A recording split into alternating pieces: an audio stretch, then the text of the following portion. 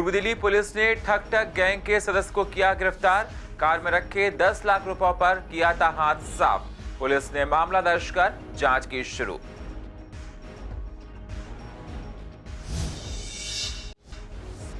पूर्व दिल्ली पुलिस के हाथ लगी बड़ी सफलता। फर्जी आईएएस अधिकारी बनकर घूमने वाले को किया गिरफ्तार। वाहन पर लाल बत्ती लगाकर घूमता था आरोपी।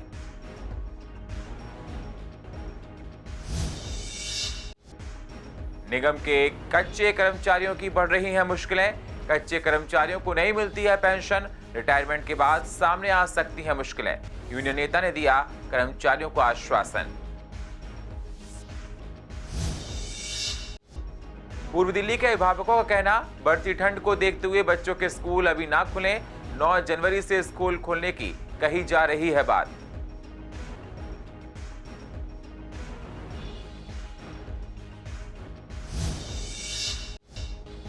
और पूर्व दिल्ली में शीतलहर का प्रकोप लगातार जारी। शिमला मसूरी से भी सर्द हो रही है पूर्व दिल्ली। तिल गुड़ गजक की हो रही है सर्दी में जमकर बिक्री।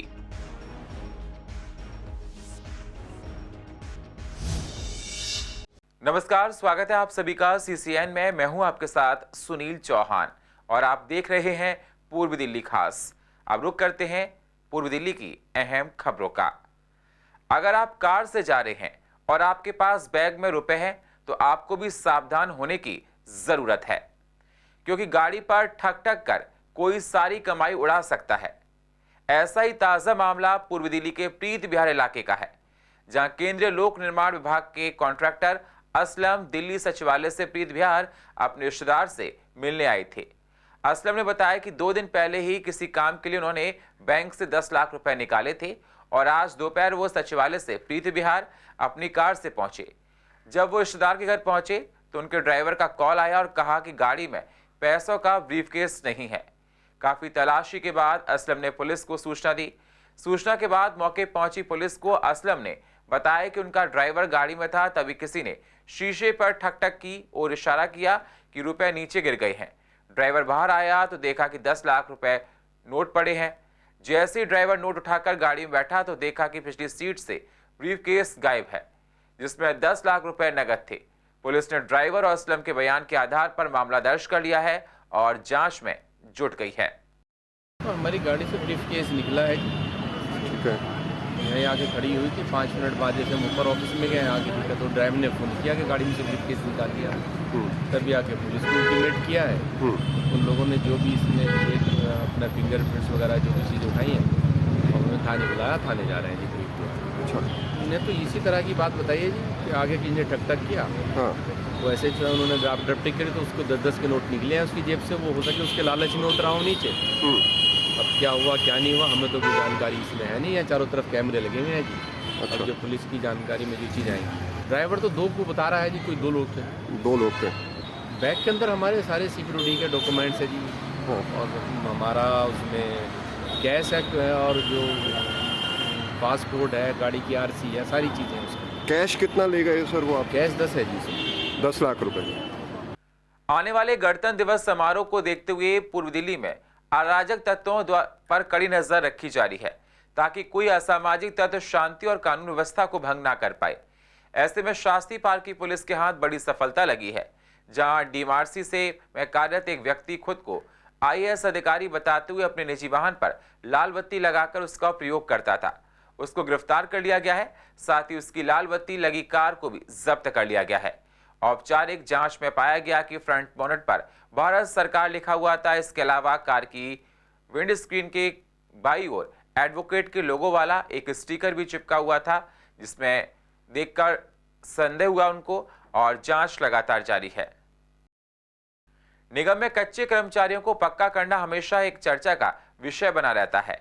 ऐसे में कई कर्मचारियों को एक ही समय में ज्वाइन होने के बावजूद भी कुछ को पक्का कर दिया जाता है, तो वहीं कुछ को कच्चा कर रिटायरमेंट देने की बात कर दी जाती है। ऐसे में एक मामला सामने आया है, जिसमें कर्मचारी की उम्र 60 साल हो रही है, इसलिए उन्हें रिटायर किया जा रहा है। कर्मचारियों का कहना है अगर उसे रिटायरमेंट दिया गया तो आगे की जिंदगी कैसे कटेगी, गुजारा करना मुश्किल हो जाएगा। पक्के होने पर पेंशन मिलती है, वो भी नहीं मिलेगी। वहीं इसी संबंध में यूनियन के नेता आरबी उडवाल ने उनको केस कमिश्नर के सामने पेश किया और आश्वासन दिया कि जल्दी उन्हें पक्का किया जाएगा ताकि रिटायरमेंट के बाद भी उन्हें अपनी नौकरी और पेंशन से जुड़े फायदे मिल सकें। 28 साल हो गए, 26 साल हो गई, मुझे निकाल रहे हैं नौकरी से। कह रहे हैं रिटायरमेंट करेंगे तुम्हें, कह रहे हैं कुछ नहीं मिलेगा। मैंने बोला था मैं क्या खाऊंगा साहब, मुझे रिटायर कर रहे हो, मुझे कम से कम तो रोटी का साधन दे दो। बोला कुछ नहीं मिलेगा। MCD वाले के साहब मुझे कुछ खाने पीने को मिलना चाहिए और जो इंसाफ में मेरा बन रहा है वो मुझे मिलना चाहिए। 26 साल से सेवा कर रहा हूँ मैं। तो मैम इनको रिटायरमेंट नहीं दे, इन्हें पक्का करके दे या इन्हें हमें कुछ दें, क्योंकि मेरा भाई एक भाई था वो भी नहीं है और हम 3 बहन हैं। मैम जी हम तो यही चाहते हैं कि हमें कुछ इनका सहारा, बुढ़ापे का कुछ सहारा मिले। बेटी अपने अपने घर के कहाँ तक करेंगी। ये पूरा वाकया क्या है, 31 तारीख को सीमापुरी में रिटायरमेंट ही थी जिसमें यूनियन को भी निमंत्रण था। तो हम वहाँ पर जब गए तो 2 रिटायरमेंट थी, एक दूसरे जो पक्के कर्मचारी थे और ये कच्चे।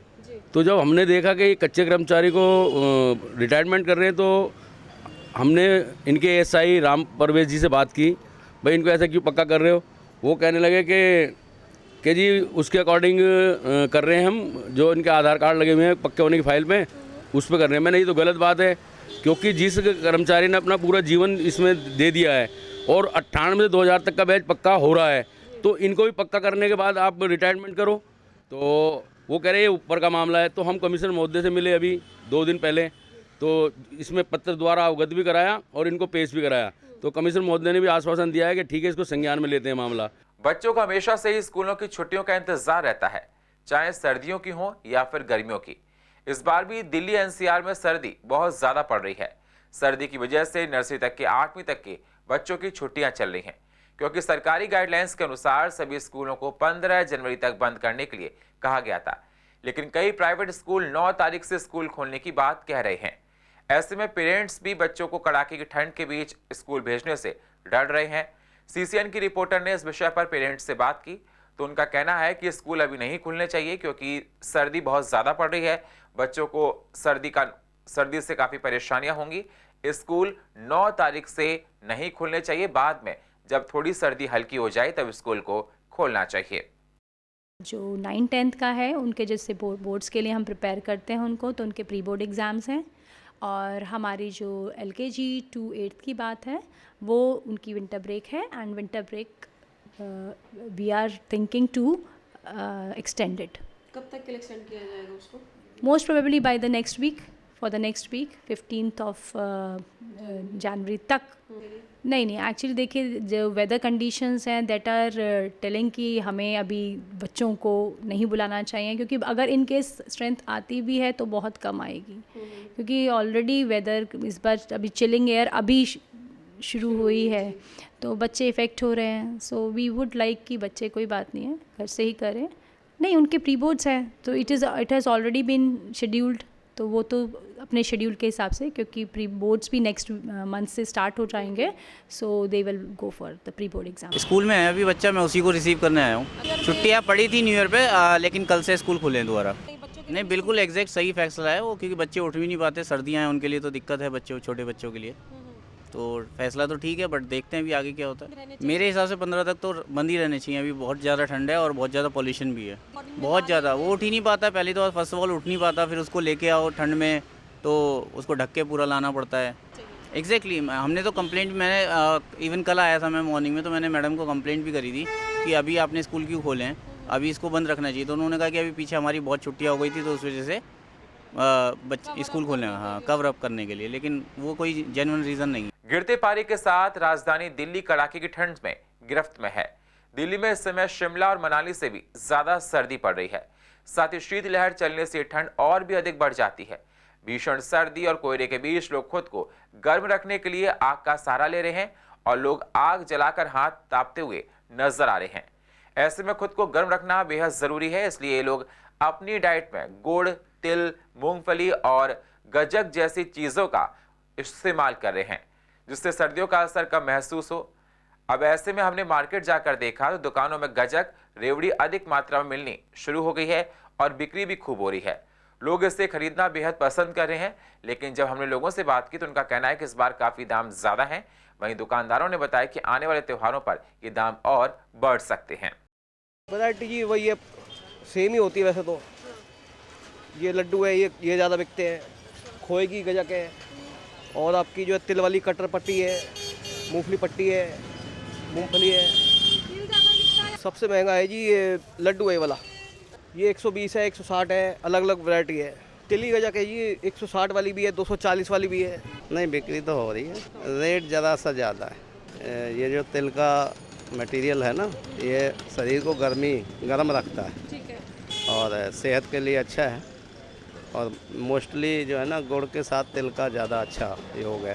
सब खरीद रहे हैं, ऐसा कुछ नहीं है कि नहीं खरीदेंगे। डेली के लिए भी लेते हैं। और सबसे बड़ी बात ये है ना, मिलावट हो रही है ना खोए वगैरह में, तो खोए का सामान तो वैसे भी आजकल तो दिवाली पे भी लोग ये खरीदते हैं। थोड़ा सा तो महंगा है ही, मगर ज़रूरत के सामान पे आदमी लेगा तो है ही। लड्डू है, मूंगफली, गुड़ की आइटम ज़्यादा खाते हैं। हाँ, थोड़ा सा तो महंगा हुआ है, महंगाई दिन पर दिन बढ़ी रही है। सारी चीज़ गजक की सारी आइटम बिकती हैं अब। सर्दी बहुत ज़्यादा है, लेकिन लोग गजक रेवड़ी खरीदते हैं, वैसे लोहड़ी पे खरीदते हैं। 13 तारीख की लोहड़ी है और 14 की मकर संक्रांति, तो लोग त्यौहार पे, लेकिन नॉर्मल खाने के हाँ, नॉर्मल खाने के लिए लोग लेके जाते हैं घरों पे, बच्चों के लिए, अपने लिए। रात को ऐसे टीवी देखते हैं, बैठे हैं घर में। मैंने तो मूँगफली ली है। महंगा थोड़ा, बस महंगा भी है, थोड़ा सही भी है, और क्वालिटी का भी फर्क है।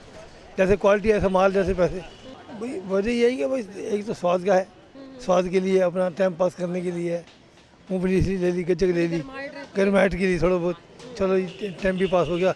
बच्चों को घर में बिठा के बाहर ना जाए बच्चे। आने वाले त्योहारों को देखते हुए दिल्ली पुलिस काफी सजग दिखाई दे रही है, ताकि कोई असामाजिक तत्व शांति और कानून व्यवस्था को भंग ना कर पाए। ऐसे में शास्त्री पार्क की पुलिस के हाथ एक बड़ी सफलता लगी, जहां डीएमआरसी में कार्यरत एक व्यक्ति खुद को आईएएस अधिकारी बताते हुए ये तो मैंने पढ़ दी थी। स्पेशल के नाम पर पैसेंजर ट्रेन का किराया रेलवे ने 3 गुना बढ़ा दिया है। इसकी वजह से दैनिक यात्रियों की जेब पर काफी असर पड़ रहा है। इस मामले में दैनिक यात्रियों ने अफसरों से शिकायत की है, लेकिन किराया कम ना होने पर यात्री नाराजगी जता रहे हैं। आरोप है कि स्पेशल ट्रेन के नाम से अधिक किराया वसूला जा रहा है। कोरोना काल के दौरान 2020 में दिल्ली से चलने वाली करीब 100 पैसेंजर ट्रेनों को रद्द कर दिया गया था। हालांकि 2021 में कोरोना का असर कम होने के बाद पैसेंजर ट्रेन को बहाल करने की कवायद शुरू की गई है। रेलवे ने पैसेंजर ट्रेन का संचालन स्पेशल के नाम से शुरू किया है, जिसमें एक स्टेशन से दूसरे स्टेशन के बीच का किराया 10 के बजाय 30 रुपए कर दिया है। कोरोना काल के बाद से ही किराया 3 गुना बढ़ा दिया गया है, जिसकी मार आम आदमी को झेलनी पड़ रही है। इसी संबंध में लोगों का कहना है कि सरकार को रेलवे का किराया कम करना चाहिए। देखिए सर, मुझे प्रतिदिन गाजियाबाद अपने कारोबार के लिए सामान लाने के लिए जाना पड़ता है, जबकि मैं EMU ट्रेनों का इस्तेमाल करता था। 15 रुपये किराया कोविड से पहले लगता था मेरा गाजियाबाद जाने के लिए। आज वो किराया बढ़कर 30 रुपये हो चुका है। कोविड टैक्स के रूप में सरकार ने टैक्स लगा दिया था। अब मैं ये जानना चाहता हूँ सरकार से कि क्योंकि अब तो कोविड भी ख़त्म हो चुका है, आपने कोविड के नाम पर टैक्स लगाकर अपने खजाने तो भर लिए, लेकिन आम आदमी भी कोविड से टूट चुका था। उसकी तरफ कौन देखेगा? आज चाहिए ये था कि आपको राहत देनी चाहिए थी, ऊपर से आपने टैक्स लगा दिए। सरकार को चाहिए कि किराए में कमी करे, और ये जो लोकल ट्रेनें हैं, एक तरह से जीवन धारा है दिल्ली के लोगों के लिए तथा आम NCR के लोगों के लिए, उस पर अवश्य किराए में छूट देनी चाहिए। पहले था 10 रुपये किराया था गाजियाबाद तक का, और अब हम अगर नेक्स्ट स्टेशन पर भी जाएंगे तो अभी 30 रुपये हमको पे करना पड़ता है। काफ़ी दिक्कतें होती हैं सर। कोई भी हमारे पास मतलब जरिया ऐसा नहीं है। हम प्राइवेट जॉब करते हैं, नौकरी करते हैं, तो उसमें जो है ये है कि उसमें कोई बढ़ोतरी नहीं है, वो वहीं की वहीं है। हम जो मतलब बोलते हैं कि जी कोविड की वजह से जो हमें इंक्रीमेंट भी नहीं हो पा रहा है, ना किराया मतलब हमारी सैलरी में कोई बढ़ोतरी हो रही है। दिल्ली में मच्छर लोगों के जान के लिए अभी भी जानलेवा साबित हो रहे हैं। दिल्ली में मलेरिया से 1 मौत और डेंगू से 2 मौत हो चुकी हैं। अभी पूर्व मेयर श्याम सुंदर अग्रवाल का कहना है कि MCD लगातार इन बीमारियों को रोकने के लिए प्रयास कर रही है। जगह जगह दवाइयों का छिड़काव किया जा रहा है, जिससे मच्छरों को पनपने से रोका जा सके। लोगों को जागरूक भी किया जा रहा है, साथ ही साफ सफाई रखने के लिए भी लोगों को बताया जा रहा है कि किस प्रकार मच्छर जनित बीमारियों से हम लोग बच सकते हैं। दिल्ली नगर निगम पिछले कई सालों से डेंगू, मलेरिया, चिकनगुनिया के खिलाफ लड़ाई लड़ रहा है और बहुत बड़ी कामयाबी मिली है। हर साल केस कम होते गए हैं, लेकिन इस बार दुर्भाग्य की बात है कि मलेरिया के केस पिछले साल की तुलना में 167 केसों की बढ़ोतरी हुई है, जो चिंता की विषय है। अभी खबर आई है कि एक व्यक्ति की मलेरिया के कारण मौत हो गई है। 6 साल के बाद ये पहली घटना हुई है, जो कि चिंता का विषय है। हमें ध्यान देने की आवश्यकता है। हमारे निगम के सभी डीबीसी कर्मचारी, मलेरिया विभाग इस काम में जुटा है। घर घर में दवाइयों का छिड़काव, कूलरों की सफाई, पानी की टंकी की सफाई, घर घर में दवाइयाँ बांटना, नालियों में दवाइयाँ डालना, ये सब काम लगातार चल रहा है। लेकिन उसके बावजूद भी डेंगू के केस में बढ़ोतरी हुई, मलेरिया के केस में बढ़ोतरी हुई, ये चिंता की बात है। हमें और भी इसमें ज्यादा काम करने की आवश्यकता है और सबसे बड़ी बात, हमें इन विभाग के कर्मचारियों के साथ मिलकर काम करने की आवश्यकता है। और पूर्व दिल्ली की अधिक जानकारी के लिए आप YouTube पर जाकर CCN लाइव को सब्सक्राइब करें और फ्रेश अपडेट लेते रहें। और फिलहाल पूर्व दिल्ली खास में इतना ही। बाकी खबरों के लिए आप बने रहिए CCN के साथ। तब तक के लिए नमस्कार।